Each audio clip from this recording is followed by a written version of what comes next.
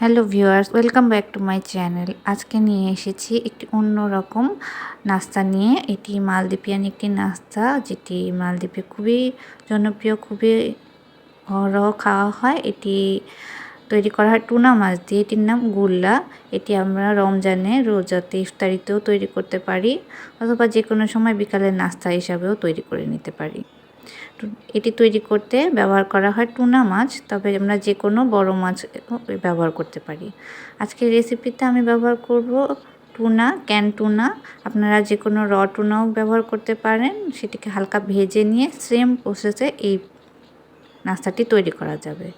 প্রথমে আমি টুনার যে তেলটি রয়েছে ক্যানের, ওটি ব্যবহার করব ভাজার জন্য। ওগুলো নিয়ে নিচ্ছি। আমি এখানে 3 থেকে 4টি ক্যান ব্যবহার করব, কারণ আমি কিছু নাস্তা এখান থেকে ফ্রোজেনও করে রাখবো, যার কারণে একটু বেশি করে নিয়েছি। এখানে আছে 1.5 কাপ পরিমাণ পেঁয়াজ কুচি।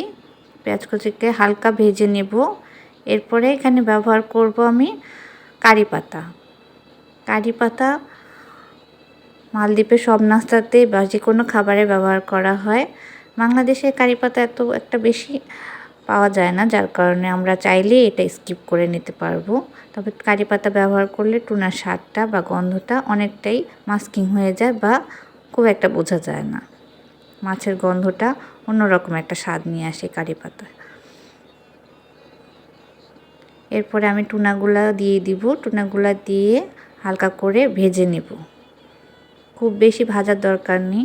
মূলত মালদ্বীপিয়ানরা এই মাছটাকে ভাজে না, ওরা সরাসরি টুনাটাকেই ব্যবহার করে। তবে আমাদের বাচ্চারা বা আমাদের দেশের স্বাদের সাথে এটা যায় না বলে আমি একটু হালকা করে ভেজে নিতে পছন্দ করি। খুব বেশি ভাজা যাবে না, পোড়া যাবে না। এতে কোনো লবণ অ্যাড করব না, কারণ টুনা খুব সল্টি একটি মাছ। এটা নিজেই খুব লবণাক্ত হয়, তাই এখানে লবণ ব্যবহার করলে, বাড়তি লবণ ব্যবহার করলে এটি খেতে খুব একটা ভালো লাগে না। যার কারণে কোনো লবণ ছাড়াই আমি হালকা করে টুনা মাছটিকে ভেজে নেব। যখন সবটুকু পানি শুকিয়ে যাবে, এরকম একটা পর্যায়ে গিয়ে আমি আঁচটা বন্ধ করে দেব। এরপর তৈরি করে নেব ডোটা তৈরি করার জন্য আমি এখানে 4 কাপ পরিমাণ ময়দা নিয়েছি। এরপরে মিশিয়ে নিচ্ছি 2 চামচ পরিমাণ বেকিং পাউডার, 1 কাপ কর্নফ্লাওয়ার এবং স্বাদ মতো লবণ। এতে কিছু পরিমাণ কালো জিরা দিয়ে দিয়েছি। এরপর আস্তে আস্তে পানি মিশিয়ে ডোটাকে তৈরি করতে হবে। একসাথে সম্পূর্ণ পানি দেওয়া যাবে না, কারণ সম্পূর্ণ পানি একসাথে দিয়ে দিলে পানির পরিমাণটা বোঝা যায় না। এবং আস্তে আস্তে পানি দিয়ে ডোটা তৈরি করলে ডোটাও খুব সুন্দর হয়। খুব ধৈর্য নিয়ে আস্তে আস্তে ডোটা তৈরি করতে হবে।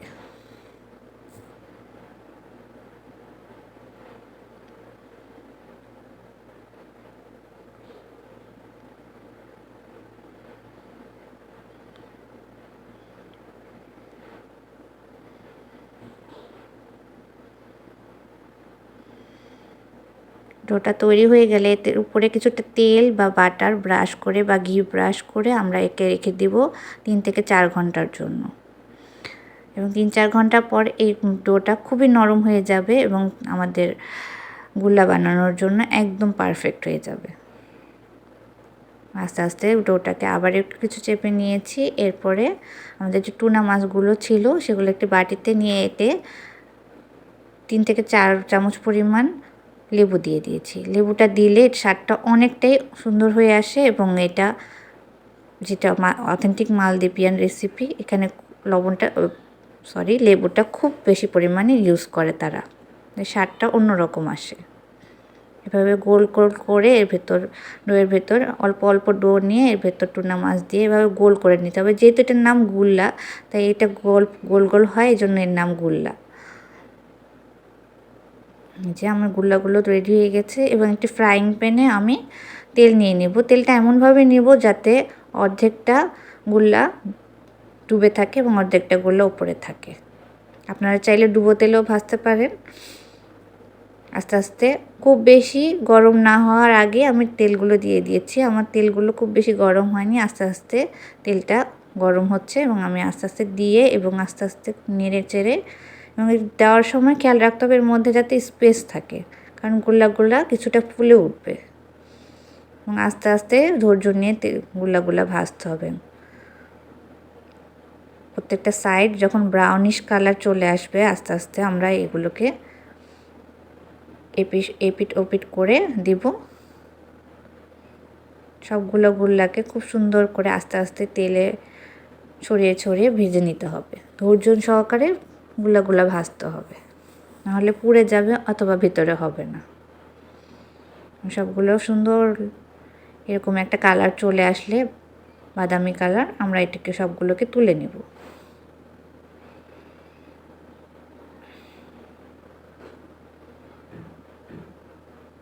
এখন তৈরি হয়ে গেল আমার মচমচে গোল্লাগুলোর ভিতরে একদম পারফেক্টলি হয়েছে।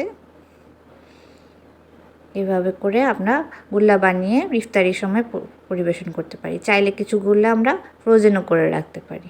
ধন্যবাদ।